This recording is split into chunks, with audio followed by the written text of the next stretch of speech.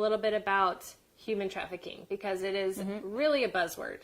Super buzzword, especially in the United States, but I think in Europe and a lot of other places around the world. So people hear that word, you hear it on the news, it's starting to be in some popular TV shows and things like that for awareness sake, but what is it? A lot of people hear it. What is human trafficking? So simply put, human trafficking is anytime there's illegal transportation of people from one country or one location to another. And typically that's for the purpose of forced or coercive, even abduction, to do forced labor or commercial sexual exploitation, although it includes a lot of other things, even things like organ theft. Human trafficking, it involves a lot, but generally speaking, it's the illegal transportation of people into some type of forced labor. Okay, so I think a lot of times in the United States, at least, or really the buzzword that I hear a lot is sex trafficking. So that's kind of one aspect of it, but really not all that it is. It's not the only thing. It is in almost every country. It's going to be the majority of trafficking. It's going to be in sex trafficking. And so that's why you hear that a lot, and you hear that over and over. But it does encompass a lot more than that, including child exploitation. They could be doing forced labor. Something that happens in Morocco would be, they often call them little maids. So young children working in homes, not going to school, not allowed to leave, that type of thing. Okay. So you mentioned Morocco. So human trafficking is all over the world, but you are in Morocco. So tell us a little bit about how you landed there and just how Beauty for Ashes has come, like how... By the way, Chrissy is the president of Beauty for Ashes, so she is going to be sharing with us about her organization, but how did you end up with Beauty for Ashes in Morocco? Yeah, so my husband and I went to Morocco 7 years ago now. We went to work at an international American school there. My husband still works there and is a middle school PE and health teacher. And we just fell in love, and we keep staying. We meant to be there for 2 years, and it's been 7, and we had our children there, and so we just love life. We love the people. We love the culture. And so, yeah, and then through that time, I just have always had a passion for working with marginalized people groups, especially in the realm of human trafficking. And it's a complicated issue anywhere in the world. And it's been kind of hard to figure out how to get started in that realm. But a friend of mine who's also lived in Morocco for a number of years just returned, and she's the founder of Beauty for Ashes. And we reconnected this past year. And because we both have the same passion, we decided maybe we could join efforts and fight human trafficking together. Her name's Lauren Spuick. And she's amazing, and she is the director of our crisis center in Morocco. So that's kind of how the ball started rolling, and we are just wanting to see human trafficking stop. That's the ultimate goal. We would love for that to happen around the world, specifically across North Africa, and so that's what we're working towards. Awesome. So I want to take a minute to say hi to everybody. Hi, hey, Miss Trisha. Everyone. Hey, Brooke. Thanks so much for checking in. We're so excited to have you joining us today. So again, we're talking with Chrissy Duke from Beauty for Ashes, and just sharing a little bit about what human trafficking is, that it's all over the world. It's not just sex trafficking, which is a lot of what we hear about in the news. It is exploitation of people and really any movement, illegal movement or against someone's will movement of people, and just a huge, huge issue. So, Yeah, thanks for coming over. Thanks. Hey, Beverly. Beverly, How hi. are you? So I want to get into a little bit of why Morocco, because obviously you said you've lived there for 7 years, and I mean, there's human trafficking everywhere, but why Morocco?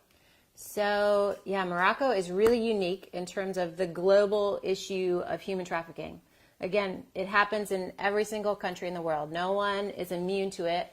It's Absolutely, in the United States, nearly in every community it's happening. But Morocco is unique because victims typically are those that are vulnerable, or poor, uneducated, or in times of crisis.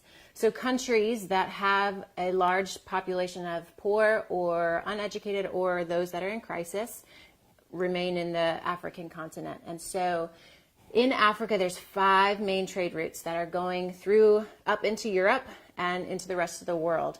And we are one of the main 5 trade routes. So we see in Morocco trafficking happening in 3 ways. It's a transit. People are coming through Morocco. It's a destination for trafficking. It's happening in the country. It's also a source because we are considered still a third world country. And so we see every type of trafficking in Morocco. And we are the main trade route that majority of people are being trafficked through. And so in terms of prevention and stopping human trafficking, we are so uniquely situated and can set an example to the rest of the other trade route countries, because Morocco also is one of the only countries in North Africa that has an anti-trafficking law, which is really exciting. Yeah. So that was passed in 2016. So one of our goals and our vision at Beauty for Ashes is to help in the implementation of that law, to help education and awareness about the issue of trafficking. That includes training and educating change makers like lawyers, policymakers. It includes bringing awareness to potential victims, those that are at risk, which is why we do work in girls' detention centers, in youth, in the schools.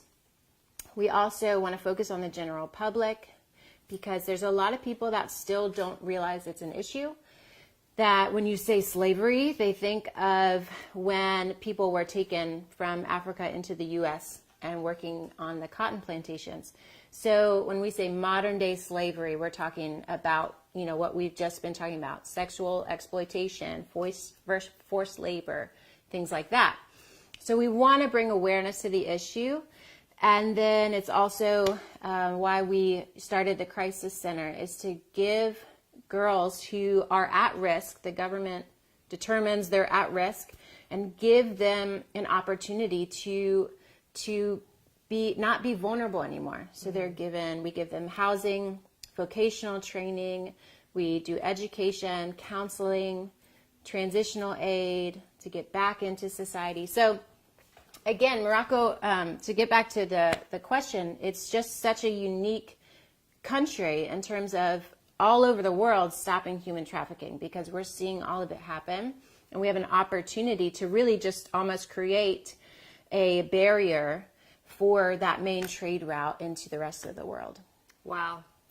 Okay, so quick minute to say hello to everybody that's checked in with us. Hi, Nancy. Thanks so much for stopping in today. We're excited to see you. Thanks for listening and watching. Thanks for being here with us. So we're talking with Chrissy Duke from Beauty for Ashes, and just to give people who don't have a really good perspective of where Morocco is, like I know before I knew that you lived there and everything, I was like, Morocco, where's that? So it is in Africa. It is just south of Spain. Yes. So if you look at the Mediterranean Sea, how much space is there really between Morocco and Spain? Yeah, it is actually the closest country, North African country, to the rest of Spain. It's very close. It's just a hour to 2 hour ferry ride. Okay. So it's really close, and you just are crossing the Mediterranean Sea. And that's why, again, we see so much movement through Morocco, because it has the shortest distance that you have to cross. In fact, there's even an area in Morocco that's owned by Spain. It's a Spanish enclave. And so simply refugees could just cross it's a fence, and they would technically be in Europe. So we also have that scenario as well. Gotcha. So we were hoping today to be able to live switch to some imagery so that you guys could see some of what, some pictures and some slides to showcase what Beauty for Ashes does, but our switcher did not arrive. As I said, we're in Virginia, and StoryPoint Films operates out of O'Fallon, Missouri. So Sorry about that, guys, but we will do our best to verbally explain to you the imagery that we had planned. But yeah, hey, Debbie, thanks so much for checking in with us today. We're excited to have you here. Hey, Vic, thanks so much for saying hello. Shoot us a comment. And hey, just to let you guys know, we're going to talk a little bit more about what Beauty for Ashes does in Morocco. But at the end, we're going to take your questions. So put us some questions on here, and we'd love to answer your questions live. So Morocco's just south of Spain, and it really is a huge trade route for trafficking. Tell me, go into a little bit of the two different locations that you have in Morocco and how Beauty for Ashes is using those in conjunction, working together.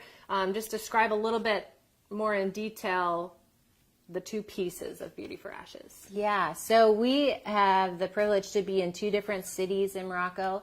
One is Fez, which is kind of centrally located, and that's where our crisis center is. And it's there that we're able to provide the home for girls who are at risk. And it's also there we do some outreach in the community for victims or again, those that are at risk to human trafficking.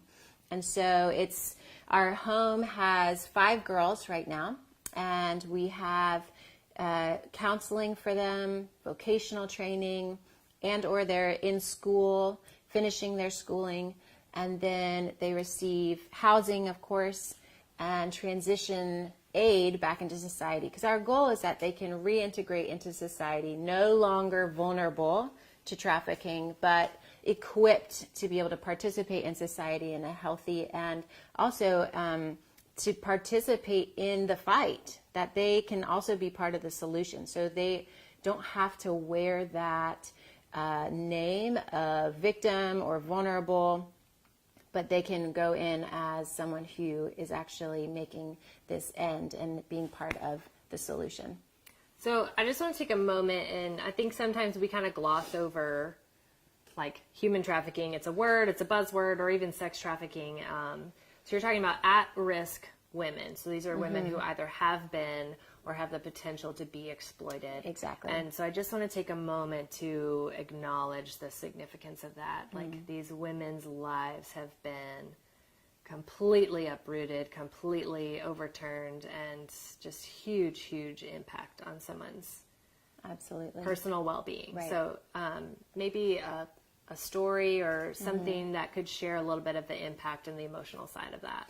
Right. So for example, some of the outreach we do is with sex workers, prostitutes, commercial sexual exploitation in the community. There's a park in particular that is known for that type of work. And so we go there, and the team goes there, and we offer just food or conversation. And it's really just an opportunity for us to build relationship, to show potential victims or victims that they matter, that we care. And in that opportunity, we've met a number of people. One woman in particular, she is a prostitute, and she has 6 children, one of which is 16 years old, and she goes with her to work. Wow. And so some of the efforts that we're making is to work with the mom to put her no longer out there in the park, but in school or in a vocational training, and to aid in that transition. And again, a lot of it comes down to education and awareness. It's starting that conversation. There are other opportunities. This is not the only way. This is actually illegal because of the age. So there's just, it can even be just a conversation that can make that change.